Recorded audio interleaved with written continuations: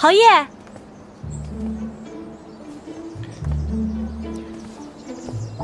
莲房，你怎么在这儿？侯爷，那属下就先行告退了。侯爷，我去准备灌输的东西。莲房，客人们都已经到花厅了，你是不是走错路了？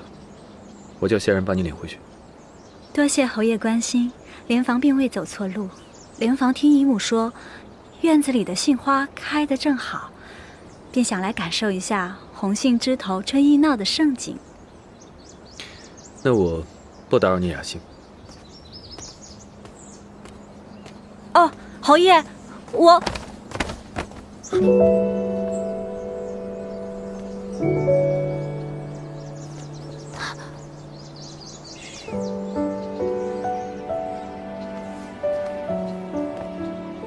没什么。不好意思，侯爷，是莲房冒失了。我还有事，失陪。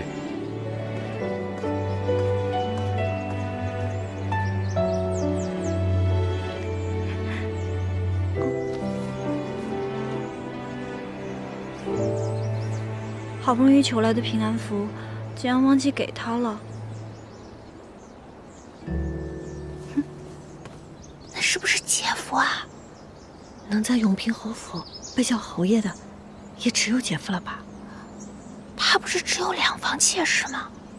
那这个投怀送抱的姑娘会是谁啊？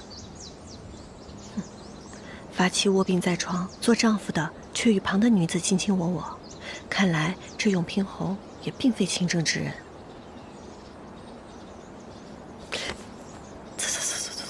走。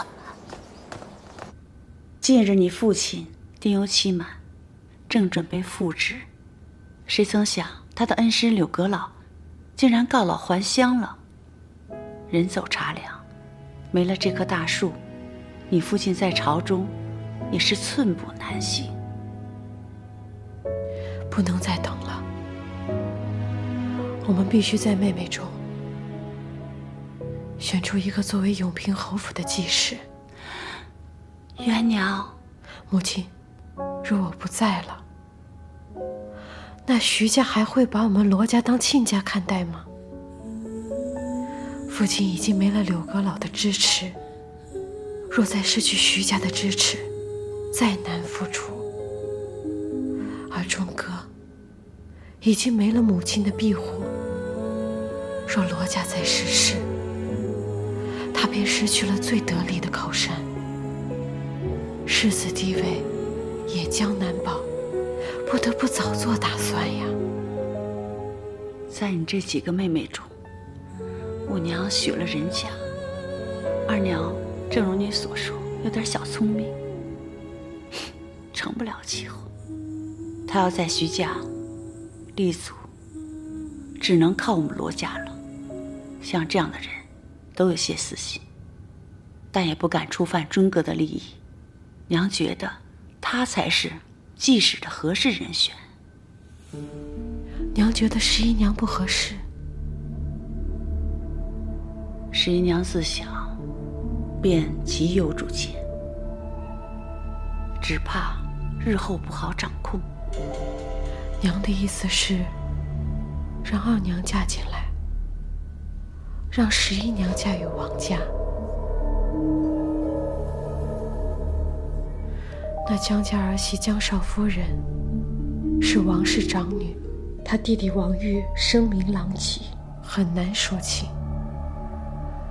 若把11娘嫁进王家，这钟哥与江家的亲事必定能成。